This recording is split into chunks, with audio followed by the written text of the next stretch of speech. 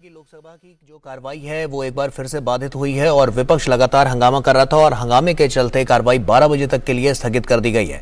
ऐसे में आपको बता दें, प्रश्नकाल में तमाम बड़े जो सवाल यहां पर उठाए जा रहे थे और जिनका जवाब भी यहां पर दिया जा रहा था। और इस कार्रवाई में जो बाधा लगातार देखने को मिली है, क्योंकि ये पूरा जो मानसून सत्र है वो हंगामे की भेंट चढ़ता हुआ नजर आ रहा है। और साफ तौर पर जब हम देख रहे हैं कि ये जो मानसून सत्र है अपने आखिरी दौर में है, तमाम ऐसे विधायी कामकाज हैं जो लगातार यहां पर देखने को मिल रहे हैं और काफी महत्वपूर्ण भी हैं। लेकिन बावजूद इसके जो विपक्ष का हंगामा है वो लगातार बरपा हुआ है, वो लगातार जारी है और बार बार ऐसी बाधाएं देखने को मिल रही हैं। तो प्रश्नकाल के बीच लगातार जो नारेबाजी हुई उससे अब 12 बजे तक के लिए लोकसभा को स्थगित कर दिया गया है। तमाम महत्वपूर्ण जो बिंदु थे वो यहां पर उठाए जा रहे थे इस प्रश्नकाल के दौरान और उन्हीं पर जो जवाब है वो भी तलब किया जा रहा था, जिसकी बात भी निकलकर सामने आ रही थी, जिसकी लगातार जो लाइव तस्वीरें और लाइव ये पूरा जो प्रश्नकाल चल रहा था वो हम आपको दिखा रहे थे। और ऐसे में आपको यह भी बता दें कि तमाम ऐसे मुद्दे हैं जो लगातार, तमाम ऐसे विधेयक हैं जिन पर बातचीत आगे बढ़नी है, चर्चाओं का जो दौर है वो लगातार आगे बढ़ना है। तो ऐसे में साफ तौर पर ये यहां पर नजर आया है और विपक्ष लगातार एक बार फिर सवालों के घेरे में। और हमारे सहयोगी विकास सारथी हमारे साथ जुड़ रहे हैं। विकास का रुख करते हैं। विकास, एक बार फिर से हंगामा बरपा और लोकसभा की कार्रवाई 12 बजे तक के लिए स्थगित कर दी गई। बिल्कुल, अभी प्रश्नकाल चलाने की कोशिश की गई स्पीकर की तरफ से और पेयजल से जुड़ा मसलों पर सवाल पूछ रहे थे सांसद और इस बीच में हंगामा लेकिन लगातार जारी रहा। स्पीकर ने एक दो बार आग्रह भी किया कि सदन को चलने दें, लेकिन जब स्थिति नहीं सुधरी तो जो कार्रवाई है उसको 12 बजे तक स्थगित कर दिया गया है। अगर आप देखें तो पिछले कई दिनों से ऐसा ही हो रहा है। कल भी लगातार प्रश्नकाल के समय हंगामा हुआ। 11 बजे जैसे ही प्रश्नकाल शुरू हुआ शोर शराबा सदन में देखने को मिला। हालांकि कल बहुत लंबे अरसे बाद प्रश्नकाल के जो 20 प्रश्न थे जो कुल लिए गए थे उनके जवाब हो पाए, लेकिन कोलाहल फिर भी जारी रहा सदन में और कल भी इसी तरह से कार्रवाई को 12 बजे तक स्थगित कर दिया गया था। आज जैसे ही अब 12 बजे कार्रवाई दोबारा शुरू होगी गौरव, तो जो नो कॉन्फिडेंस मोशन लाया गया है कांग्रेस की ओर से उस पर आगे चर्चा शुरू होगी। तो ये इस समय लोकसभा की स्थिति है। हम राज्यसभा में भी देख रहे हैं कि लगातार नारेबाजी हो रही है, शोर हो रहा है मणिपुर के मुद्दे पर ही। और हर दिन राज्यसभा में सभापति को एडजर्नमेंट के लिए नोटिसेस मिलते हैं जिनको वो अस्वीकार करते आ रहे हैं, क्योंकि वहां पर सभापति ने कहा कि उन्होंने एक दिन डिस्कशन के लिए तय किया था लेकिन विपक्ष ने उसमें भाग नहीं लिया। तो इसमें नियमों के मुताबिक जब एक बार एक दिन तय कर दिया गया था तो दोबारा उस पर चर्चा कराने का औचित्य नहीं है, इसलिए नोटिस को बार बार सभापति अस्वीकार करते आए हैं पिछले 2-3 दिनों से। तो ये स्थिति अभी दोनों सदनों की है। लेकिन जैसे ही नो कॉन्फिडेंस मोशन पर चर्चा शुरू होगी लोकसभा में तो फिर वो उसके बाद उम्मीद ये की जाती है कि निर्बाधित रूप से चलेगी और आज आखिरी दिन है। प्रधानमंत्री उस पर जवाब भी देंगे दोपहर बाद। जो पूरी चर्चा हुई है 3 दिन की चर्चा में कल हमने देखा कि कल गृह मंत्री ने अपनी बात रखी सदन में, लगभग 2 घंटे की उनका बयान था। इसी तरह से आज भी कुछ कैबिनेट मिनिस्टर्स के बोलने की अपेक्षा की जा रही है। खासतौर से वित्त मंत्री यहाँ पर इस पूरे नो कॉन्फिडेंस मोशन पर अपनी बात रख सकती हैं। अब से थोड़ी देर में जब 12 बजे सदन की कार्रवाई शुरू होगी तो फिर दोबारा इस चर्चा को आगे बढ़ाया जाए। निश्चित तौर पर विकास, जैसा कि हम देख रहे हैं कि मानसून सत्र अपने आखिरी दौर में पहुंच रहा है और ऐसे में तमाम संभावित जो बिंदु हैं उन पर चर्चा होना लाजमी भी है और बहुत जरूरी भी है। ऐसे में जो प्रश्नकाल है वो काफी महत्वपूर्ण स्थितियों को उजागर करता है और साफ तौर पर जो चुनौतियां सामने आ रही हैं उनको भी उजागर करता है। तो इसकी हानि, कितना बड़ा लॉस हम इसमें देख सकते हैं? बिल्कुल, देखिए लगातार अगर लोकसभा की हम बात करें पहले प्रश्नकाल बाधित होने की, तो स्पीकर लगातार ये बात कहते आ रहे हैं कि प्रश्नकाल को चलने दिया जाए, क्योंकि ये मौका है जब एक तो इसमें गौरव व्यवस्था ही होती है कि सांसदों के जो सवाल होते हैं वो लॉटरी सिस्टम से आते हैं तो उनको मौके उतने ज्यादा नहीं मिलते हैं। उनको जब भी ये मौका मिलता है सवाल उठाने का, सरकार से किसी मुद्दे पर जानकारी मांगने का, तो वो बिजनेस कम से कम चलने देना चाहिए। तो यही बात लगातार स्पीकर कहते रहे कि प्रश्नकाल एक बहुत अहम बिजनेस है, न केवल हाउस के लिए बल्कि इंडिविजुअल मेंबर के लिए। लेकिन हमने देखा है कि इस पूरे सत्र में, मानसून सत्र में जो सबसे ज्यादा अगर व्यवधान आया है तो वो प्रश्नकाल में ही आया है दोनों सदनों में। और आज भी जैसा कि आधे समय ही प्रश्नकाल, आधे से भी कम समय चल पाया। इसके बाद हमने देखा है कि प्रश्नकाल के बाद शून्यकाल भी नहीं चल पा रहा। जो भी सवाल पूछे जाते हैं तो उनमें फिर रिटन रिप्लाई आ रहे हैं। जो संबंधित मंत्रालय हैं वो लिखित जवाबों के जरिए सांसदों को जानकारी दे रहे हैं जो उनके द्वारा मांगी जाती है। बिल्कुल विकास, अगर हम गौर करें तो इस पूरे मॉनसून सत्र के दौरान जो हंगामे की भेंट चढ़ता रहा है, लगातार हम देख रहे हैं, रोज अमूमन यही स्थिति देखने को मिली है। कितनी हानि अभी तक संसद को इससे पहुंची है और जो कामकाज है वो किस तरह से और ज्यादा डिले होते गए हैं? बिल्कुल, देखिए, चर्चा खासतौर से जो शून्यकाल में कई बार बहुत महत्वपूर्ण विषय रखे जाते हैं, प्रश्नकाल की जैसे हमने बात की, इसमें भी बहुत अहम मुद्दों पर सवाल पूछे जाते हैं, सरकार से मंत्री जवाब देते हैं, तो इनमें सबसे ज्यादा व्यवधान हुआ है। हालांकि जो गवर्नमेंट बिजनेस था, देखिए, अब शुरुआती हफ्ते में सरकार ने पूरी कोशिश की, आसन ने पूरी कोशिश की कि सदन चले, लेकिन जब स्थिति नहीं सुधरी तो बिल पास कराए गए हैं, उनमें विपक्ष की भूमिका नगण्य रही है। दिल्ली के विधेयक को अगर आप छोड़ दें तो उसके अलावा लोकसभा राज्यसभा में बिलों पर चर्चा के दौरान विपक्ष के जो सांसद थे वो गायब रहे, वो या तो वॉकआउट कर गए या उन्होंने सवाल पूछने से इनकार कर दिया। तो सिर्फ दिल्ली पर दोनों सदनों में हमने देखा कि एंगेजमेंट अपोजिशन की तरफ से रहा था।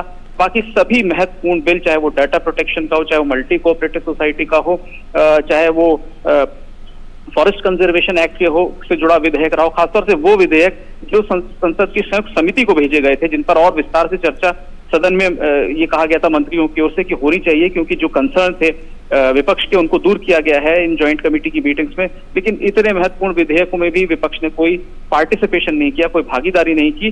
तो जो गवर्नमेंट बिजनेस था, सरकार के जो विधायी कार्य है, उसका उतना नुकसान नहीं होगा जब अंत में ये, अगर हम तुलना करेंगे कि जो 31 विधेयक सूचीबद्ध किए थे सरकार ने, उनमें से अधिकतर को पारित करा लिया गया है। लेकिन जो सांसदों का समय था प्रश्नकाल का और शून्यकाल का, वो बहुत बुरी तरह प्रभावित हुआ। विकास, साफ तौर पर कह सकते हैं कि इस डिस्टरबेंस के बीच में भी सरकार ने अपना जो काम था वो बखूबी निभाया है और कहीं ना कहीं इन विधेयकों को पास किया है।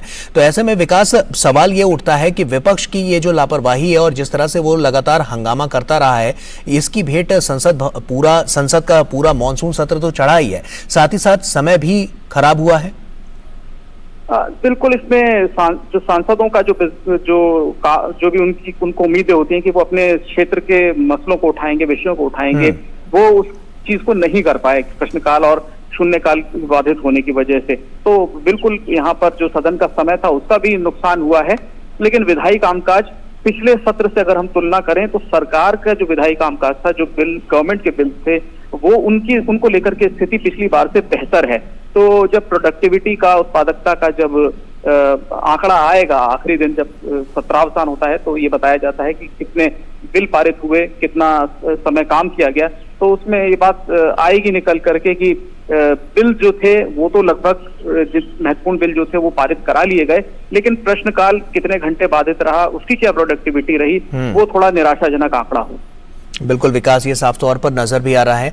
बहुत बहुत शुक्रिया तमाम जानकारियां हमसे साझा करने के लिए विकास आपका। तो साफ तौर पर आपको एक बार फिर से बता दें कि लोकसभा की जो कार्रवाई है वो 12 बजे तक के लिए फिलहाल स्थगित कर दी गई है, लेकिन राज्यसभा में कामकाज अभी भी चल रहा है। हालांकि बीच बीच में विपक्ष की नारेबाजी और शोरगुल सुनाई दे रहा है।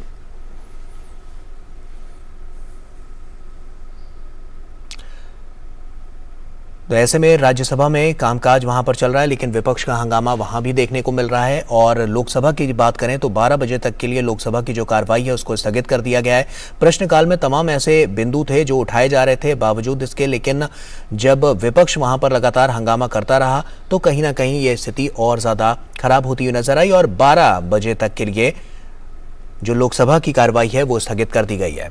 संसद के मॉनसून सत्र में आज कई विधायी कार्य सूचीबद्ध हैं। राज्यसभा की जब हम बात कर रहे हैं तो उसमें आज मुख्य निर्वाचन आयुक्त और अन्य निर्वाचन आयुक्त नियुक्ति, सेवा शर्तें और पदावधि विधेयक 2023 को पेश किया जाएगा। इसके साथ ही फार्मेसी संशोधन विधेयक 2023 चर्चा और पारित करने के लिए सदन के पटल पर पेश होगा। वहीं निरसन और संशोधन विधेयक 2023 को भी चर्चा और पारित करने का प्रस्ताव किया जाएगा। और वहीं अब तक संसद का मॉनसून सत्र हंगामेदार रहा है और इसे कई कारणों से याद किया जाएगा। विपक्ष की ओर से भारी हंगामे और शोर शराबे की वजह से अब तक बाधित रहा मॉनसून सत्र अब अपने आखिरी पड़ाव पर है। मौजूदा सत्र जहां दिल्ली सर्विस बिल समेत कई अन्य विधेयकों के लिए याद किया जाएगा, वहीं मणिपुर के सवाल पर विपक्ष के जोरदार हंगामे के लिए भी इस सत्र का जिक्र होगा। इन सब के बीच आज का दिन बेहद महत्वपूर्ण है। आज विपक्ष की ओर से लाए गए अविश्वास प्रस्ताव पर चर्चा पूरी होगी और फिर दोपहर बाद प्रधानमंत्री नरेंद्र मोदी चर्चा का जवाब देंगे, जिस पर तमाम लोगों की निगाहें टिकी होंगी। मॉनसून सत्र 2023 को विपक्ष के अविश्वास प्रस्ताव के लिए भी याद किया जाएगा, जिस पर संसद में 2 दिन से जोरदार बहस चल रही है। अविश्वास प्रस्ताव पर चर्चा की शुरुआत कांग्रेस की ओर से गौरव गोगोई ने की थी और संसदीय कार्य मंत्री प्रहलाद जोशी ने कल सदन में कांग्रेस सांसद राहुल गांधी के व्यवहार पर कहा कि अगर कुछ भी असंसदीय कहा जाता है तो उसे हटा दिया जाता है और ये एक पुरानी प्रथा रही है, ये कोई नई बात नहीं है। वहीं संसदीय राज्य मंत्री अर्जुन राम मेघवाल ने सदन में कांग्रेस की भूमिका पर सवाल उठाए हैं। उन्होंने राहुल गांधी के कल के भाषण में भारत माता की हत्या जैसे शब्दों की भी निंदा की। एक्सपंज करने का काम जो चेयर पे है तो ये नॉर्मल प्रक्रिया है। अगर अनपार्लियामेंट्री है, ऐसे चीजों को कभी भी वो एक्सपंज करता है। तो बहुत बरसों से दशकों से ये है, इतिहास में यही है। ये तो हम तो नया तो नहीं बना रहे। भारत माता की हत्या ये शब्द तो आप भी नहीं समझते कि उपयुक्त तो शब्द है, संसद में बोलने लायक शब्द है। वो उनका ही कोई प्लान है कि ये हाउस कैसे डिस्टर्ब रहे, इसमें लेजिस्लेटिव बिजनेस नहीं हो, हंगामा करें, उनका ही प्लान था। भारतीय जनता पार्टी का ऐसा कोई प्लान रहता भी नहीं है, ना हम ऐसा चाहते हैं। और वहीं लोकसभा में कल कांग्रेस सांसद राहुल गांधी के अविश्वास प्रस्ताव में चर्चा में हिस्सा लेने के बाद उनके एक व्यवहार पर हंगामा हो रहा है। केंद्रीय मंत्री स्मृति ईरानी समेत सत्तारूढ़ दल की महिला सांसदों ने इसे अशोभनीय माना और इसकी निंदा की। इस बीच लोकसभा में कांग्रेस के नेता अधीर रंजन चौधरी ने आज राहुल गांधी का बचाव किया। इसमें क्या गलती है मुझे पता नहीं, इसमें अपराध क्या है मुझे पता नहीं। हर चीज में, हर बात में तुरोड़ मरोड़ करके एक फिजूल तर्क बनाना, ये उनकी कला का अंदर होते हैं। हमारी कला कुछ अलग है।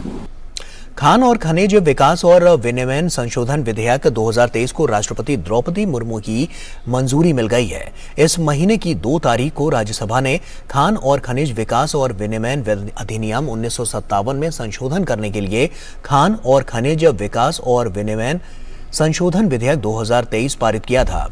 वहीं 28 जुलाई को लोकसभा द्वारा पहले ही पारित किया जा चुका था।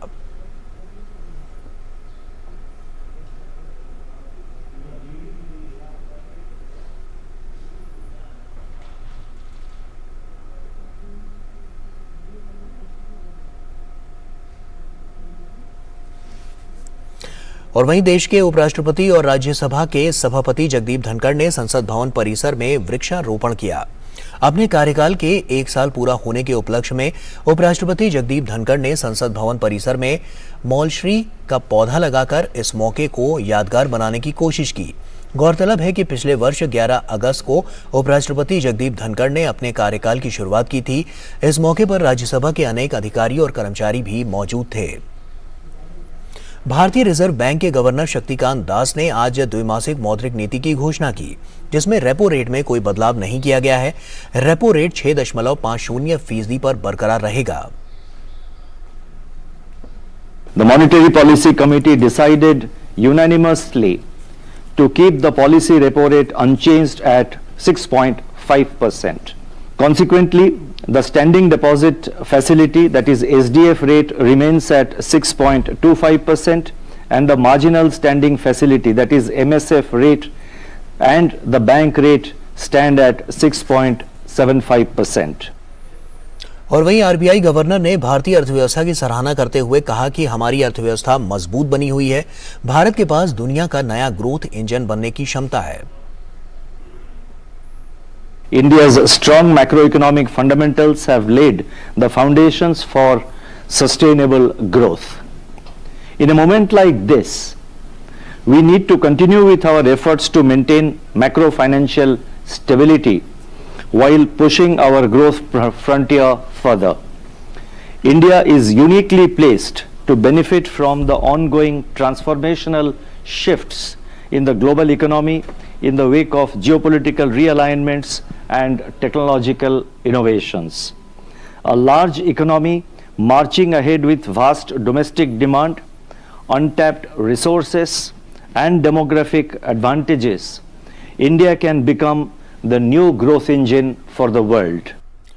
और वहीं आरबीआई गवर्नर ने कहा है कि हमारी अर्थव्यवस्था दुनिया की 5वीं सबसे बड़ी अर्थव्यवस्था बन गई है, जो वैश्विक विकास में लगभग 15% का योगदान दे रही है। Our economy has continued to grow at a reasonable pace, becoming the 5th largest economy in the world, contributing around 15% to global growth. We have also made significant progress towards controlling inflation. Our banks remain healthiest in more than a decade, with historically high levels of capital, declining levels of non-performing assets, and rising profitability. Corporate balance sheets are robust with lower leverage, improving debt servicing capacity and strong profitability. और वक्त यहाँ एक छोटे से break का हो गया है, जल्द लौटते हैं।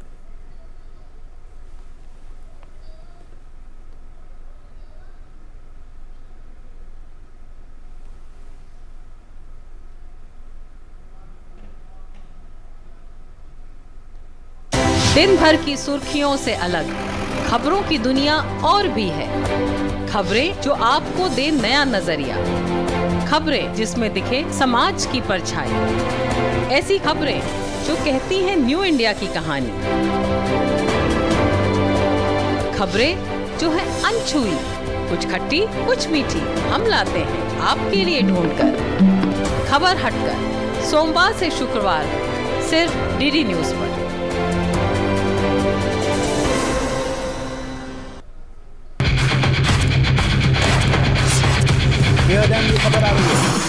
ब्रेकिंग न्यूज की रेस से हटकर हम लेकर आते हैं आपके लिए सार्थक, सकारात्मक और प्रेरणादायी खबरें सिर्फ हाथ से नहीं होते, खबरें अच्छी भी होती हैं जो देती हैं हौसला, बढ़ाती हैं आत्मविश्वास। मुश्किल वक्त में भी जब लोगों ने दिखाया कुछ कर गुजरने का जज्बा, हम लेकर आते हैं अपने इस खास कार्यक्रम में आम लोगों के जज्बे की कहानियां। देखिए मेरे साथ गुड न्यूज जज्बा इंडिया का।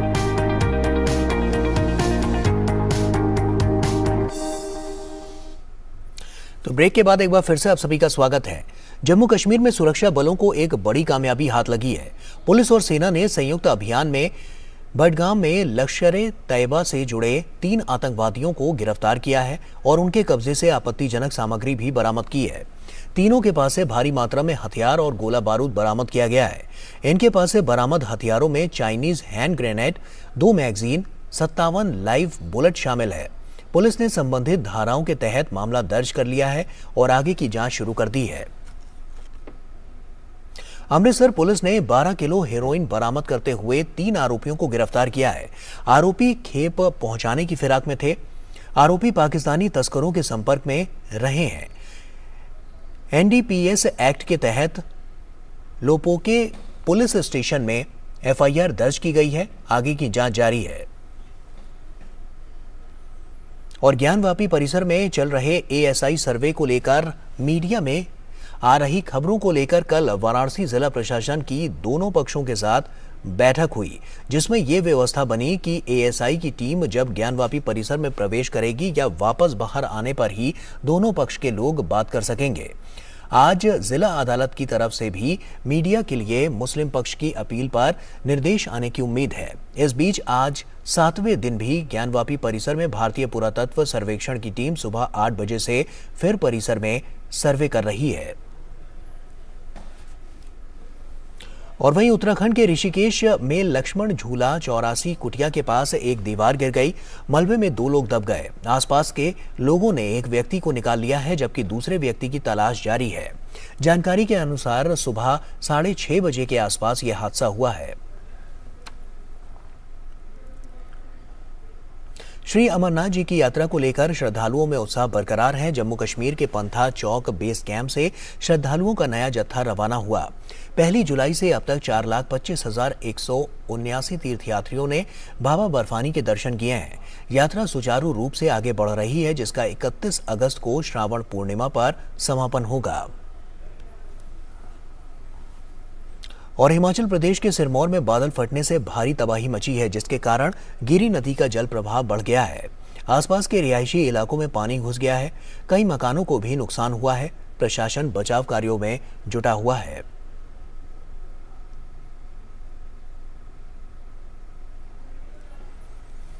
पहाड़ी क्षेत्र में जारी बारिश के कारण मैदानी क्षेत्रों में नदियां उफान पर हैं। उत्तर प्रदेश के मुरादाबाद में रामगंगा नदी का जलस्तर काफी बढ़ गया है, जिसके कारण बाढ़ की स्थिति पैदा हो गई है। नदी का जलस्तर बढ़ने से लोगों को काफी दिक्कतों का सामना करना पड़ रहा है और उपभोक्ताओं को अब टमाटर की महंगाई से राहत मिलने लगी है। मंडियों में इस महीने टमाटर की कीमतों में काफी गिरावट दर्ज की गई है, जिसका असर टमाटर के खुदरा भाव पर भी दिख रहा है।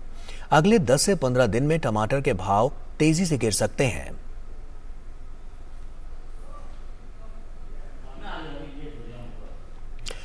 और वहीं सरकार खुदरा कीमतों पर अंकुश लगाने के लिए 50 लाख टन गेहूं और 25 लाख टन चावल खुले बाजार में बेचेगी। भारतीय खाद्य निगम ई नीलामी के माध्यम से ओपन मार्केट सेल योजना के अंतर्गत चरणबद्ध तरीके से गेहूं और चावल को खुले बाजार में बेचेगा।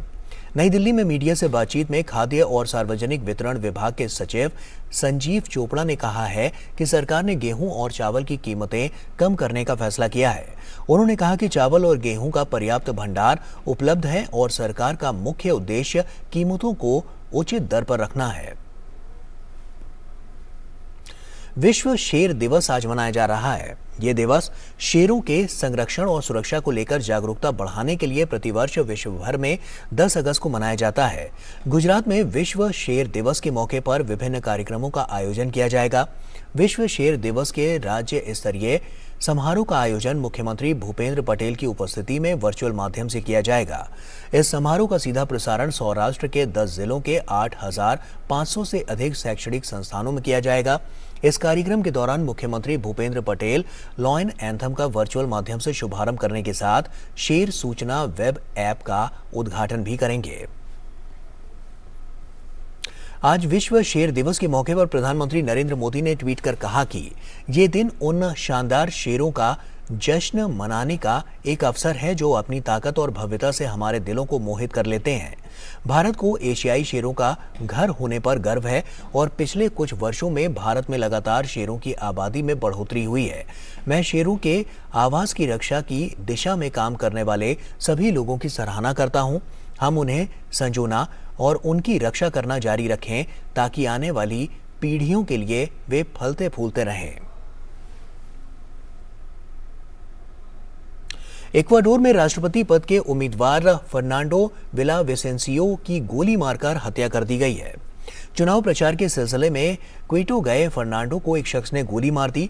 स्थानीय मीडिया के मुताबिक प्रचार के बाद जैसे ही फर्नांडो अपनी कार में बैठने जा रहे थे, तभी एक शख्स ने उनके सिर में गोली मार दी। इस घटना पर राष्ट्रपति गुइलेर्मो लासो ने कहा है कि यह अपराध बख्शा नहीं जाएगा।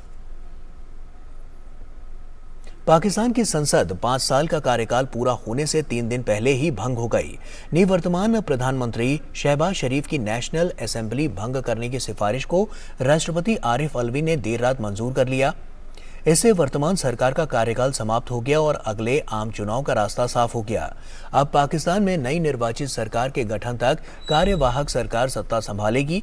पाकिस्तान में नियम है कि यदि नेशनल असेंबली अपना कार्यकाल पूरा करती है तो चुनाव आयोग को 2 महीने के अंदर देश में नए चुनाव कराने होंगे।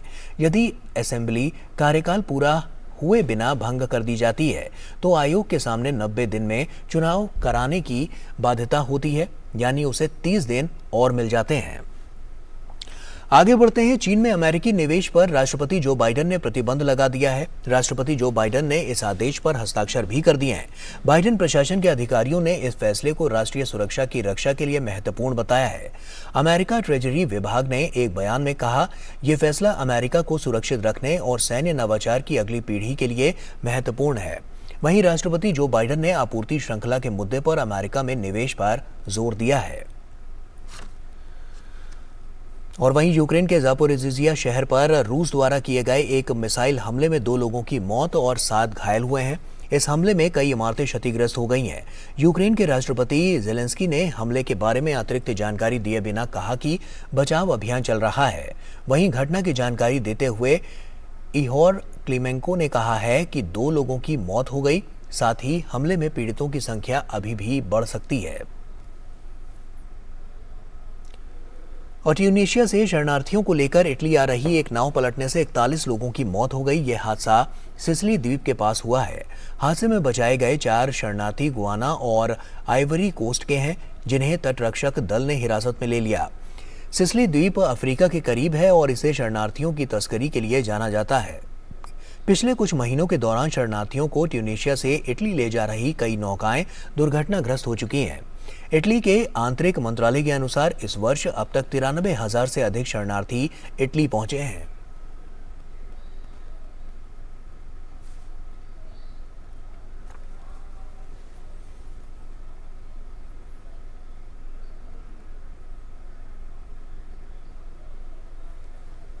और इस बीच आपको बता दें कि एक बड़ी खबर सामने आ रही है। राज्यसभा की जो कार्रवाई है वो 2 बजे तक के लिए स्थगित कर दी गई है। जैसा कि हम देख रहे थे कि लगातार वहां पर भी हंगामा बरपा हुआ था विपक्ष की तरफ से, तो ऐसे में अब राज्यसभा की जो कार्रवाई है वो 2 बजे तक के लिए स्थगित कर दी गई है। राजेश हमारे सहयोगी हमारे साथ जुड़ रहे हैं, राजेश का रुख करते हैं। राजेश, जैसा कि हमने देखा कि लोकसभा की कार्रवाई भी बाधित हुई और उसके बाद अब राज्यसभा की भी कार्रवाई 2 बजे तक के लिए स्थगित कर दी गई है, क्या जानकारी?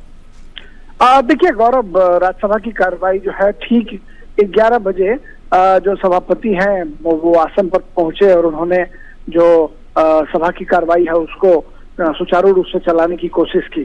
कुछ देर तक तो मामला ठीक ठाक रहा। जब जरूरी कागजात जो है सदन के पटल पर जो सत्ता पक्ष की तरफ से रखे जाते हैं वो रखने के बाद जब सदन में एक बार फिर ये मांग उठी कि मणिपुर हिंसा के मामले में चर्चा करा ली जाए, तो उसके बाद फिर गतिरोध जो है वो उत्पन्न होना शुरू हुआ। चूंकि विश्वास मत पर चर्चा लोकसभा में चल रही है और उस पर प्रधानमंत्री को आज जवाब देना है, तो कहीं ना कहीं राज्यसभा के भीतर भी मणिपुर हिंसा मामले की गूंज जो है वो अब तक सुनाई देती रही है और अब तक उसका कोई फलाफल नहीं निकल पाया है। सत्ता और विपक्ष के बीच टकराव जो है वो फिर देखने को मिला। नेता सदन पीयूष गोयल जो केंद्रीय मंत्री हैं आसन सामने अपनी सीट पर खड़े हुए और उन्होंने ये कहा कि नेता विपक्ष मल्लिकार्जुन कमरे में बातचीत करने के लिए स्वयं गए और बीच का रास्ता निकालने की कोशिश की कि हाल में जो है मणिपुर हिंसा पर चर्चा करा ली जाए, क्योंकि कल जो है संसद की कार्रवाई जो है उसका सत्रावसान हो जाना है, साइनेडाई हो जाना है। लेकिन फिर शोर शराबा जो है वो शुरू हो गया और विपक्ष के नेता मल्लिकार्जुन खड़गे भी अपनी सीट पर करके उन्होंने बताया कि वाकई जो नेता सदन है वो उनके कमरे में आए थे और ये बात हुई कि अगर विपक्ष जो है नियम 267 के तहत चर्चा सुनिश्चित करना चाहता है और सत्ता पक्ष जो है वो नियम 176 का हवाला दे रहा है, तो बीच का एक रास्ता निकाला जाए और नियम 167 के तहत जो है वो चर्चा करा ली जाए। लेकिन सत्ता और विपक्ष दोनों जो थे वो नियम 167 में ये कहा गया कि रिप्लाई जो है वो इधर से सत्ता पक्ष की तरफ से कहा गया कि रिप्लाई गृह मंत्री करेंगे और उस पर फिर मल्लिकार्जुन खड़गे जो थे वो एग्रेसिव हो गए और विपक्ष की ये मांग थी कि नहीं, जवाब प्रधानमंत्री को ही आकर के राज्यसभा में देना चाहिए। ऐसे में कहीं ना कहीं सत्ता और विपक्ष के बीच जो टकराव था उस टकराव का हल निकलता हुआ नहीं देखकर सभापति ने सभा की कार्रवाई जो है वो दिन में 2 बजे तक के लिए स्थगित कर दी और सभापति जगदीप धनखड़ ने भी इस बात को लेकर के नाराजगी जताई कि दोनों पक्ष जो है सत्ता और विपक्ष अपनी मांगों पड़े हुए हैं, तो कहीं ना कहीं रुख जो है वो लचीला होना चाहिए, रुख जो है उस बीच का रास्ता एक निकलना चाहिए। और मल्लिकार्जुन खड़गे जो विपक्ष के नेता हैं उन्होंने भी कहा कि बीच का रास्ता निकाल करके नियम 167 के तहत वो जी कहीं जो सत्ता और विपक्ष के जो गतिरोध देखने को मिल रहा है, 2 बजे के बाद सदन की कार्रवाई शुरू होती है, विपक्ष का वॉकआउट होता है और बिल पास हो जाता है। लेकिन राज्यसभा में जो रचनात्मक चर्चा जो होनी चाहिए थी उच्च सदन होने के नाते वो रचनात्मक चर्चा इस पूरे सत्र से गायब रही है। हंगामे के बीच ही सही और विश्वास प्रस्ताव पर चर्चा लोकसभा के भीतर 3 दिनों से देखने को मिल रही है, जिसमें कम से कम देश भर के जो मुद्दे हैं वो उठाए तो जा रहे हैं, लेकिन राज्यसभा जो है वो इससे अछूता रह रहा है। और राज्यसभा में इंटेलेक्चुअल्स हैं, बुद्धिजीवी हैं, पत्रकार हैं, जो देश भर के जो उच्च पदों पर आसीन व्यक्ति हैं उच्च सदन में पहुंचे, लेकिन जो कंस्ट्रक्टिव चर्चा होनी चाहिए गौरव। राजेश, वो इस चर्चा पूरे नहीं हो मॉनसून पा रही। सत्र के दौरान हमने एक बात तो देखी है कि विपक्ष की जो भूमिका रही है वो गतिरोध पैदा करने की ही रही है। आप देखिए, चाहे लोकसभा की बात हम कर रहे हैं, चाहे राज्यसभा की हम बात कर लें, जैसे ही कार्रवाई शुरू होती है विपक्ष लगातार हंगामा करता रह रहा है। तो ऐसे में चर्चा से लगातार विपक्ष भागता हुआ नजर आया है। किसी भी मुद्दे पर कोई ठोस उनके पास रणनीति नजर नहीं आई जिससे वो सरकार को घेर सके। तो ये सारी कवायद कहीं ना कहीं इस पूरे मॉनसून सत्र को पानी में डुबोने की थी। देखिए, मानसून सत्र का जो संचालन है, मानसून सत्र बेहद महत्वपूर्ण सत्र होता है जिसमें तमाम जो विधायी कार्य हैं उसको रखे जाते हैं और सांसदों के द्वारा सवाल पूछे जाते हैं।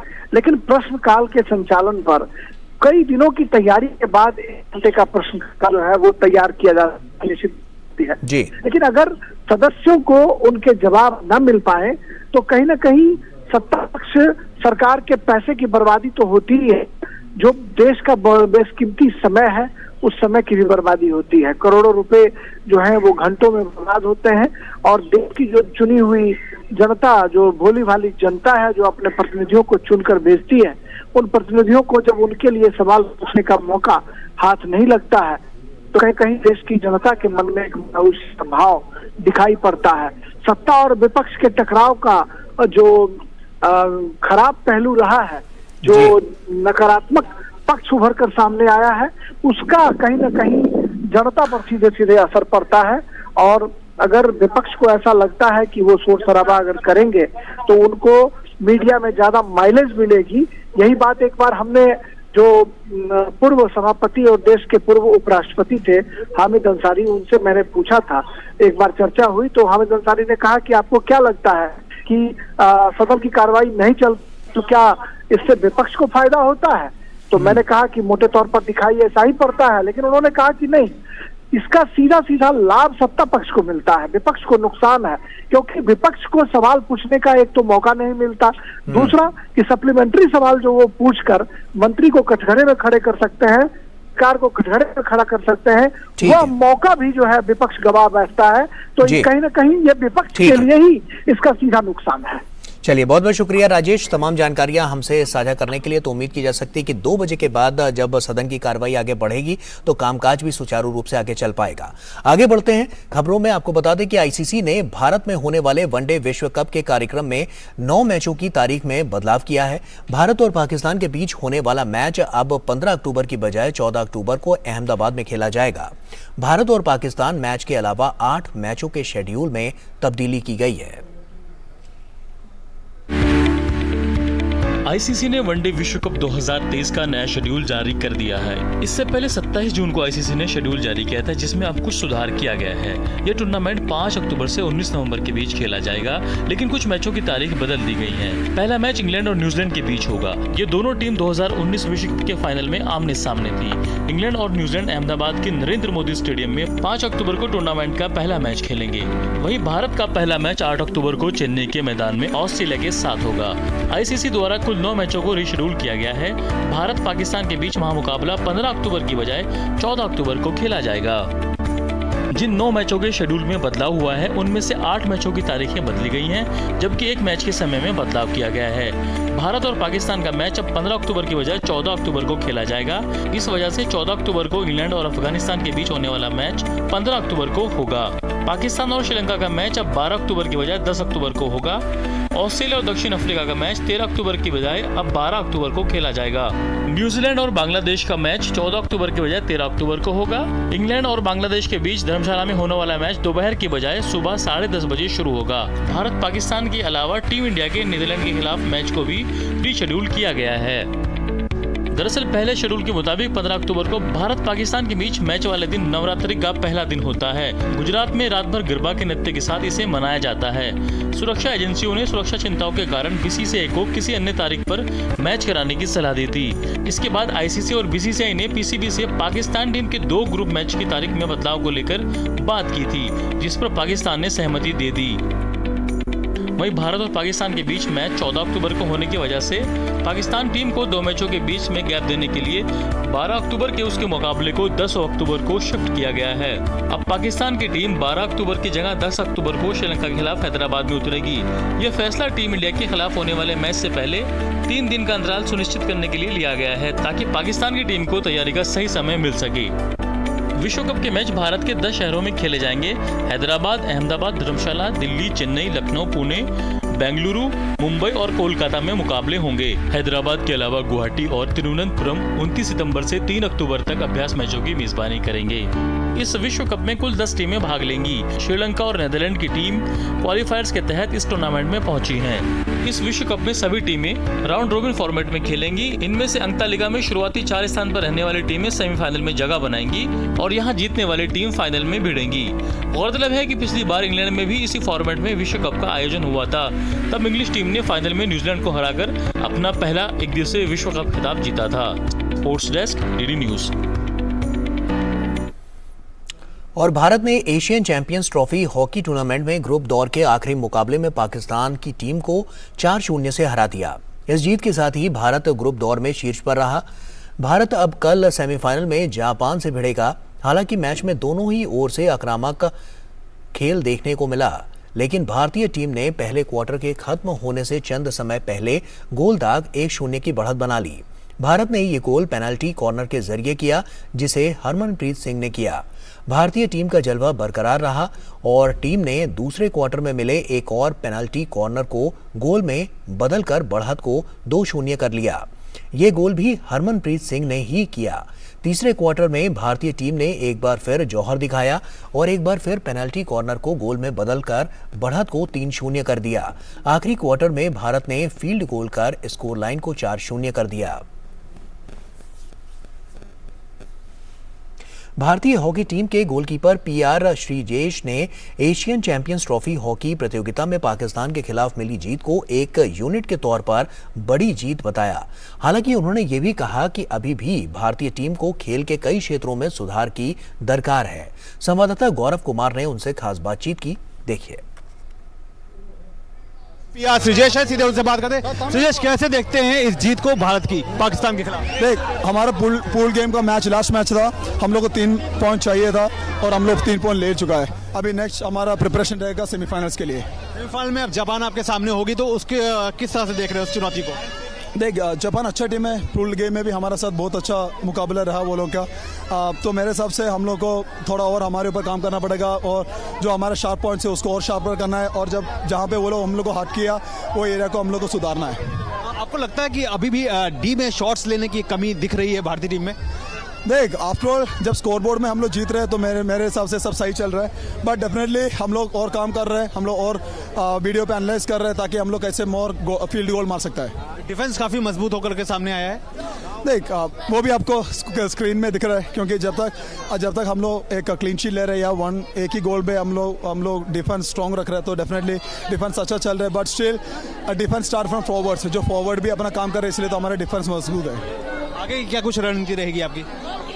अपना बेस्ट खेलो और जीतो। आपकी बात के बहुत शुक्रिया। तो ये है पीआर श्रीजेश, जिनका साफ तौर पर कहना है कि भारत जो है वो मैच दर मैच अपनी रणनीति बनाते हुआ चल रहा है और उन्होंने साथ ही ये भी कहा कि काफ़ी ज़्यादा वर्कआउट करने की भी ज़रूरत है और काफ़ी ज़्यादा वर्कआउट हुआ भी है और साथ ही वो इस बात पर भी जोर दे रहे हैं कि आने वाले मैचों में भारतीय टीम जो है वो अपने प्रदर्शन को और ज़्यादा सुधार के साथ सामने रखेगी।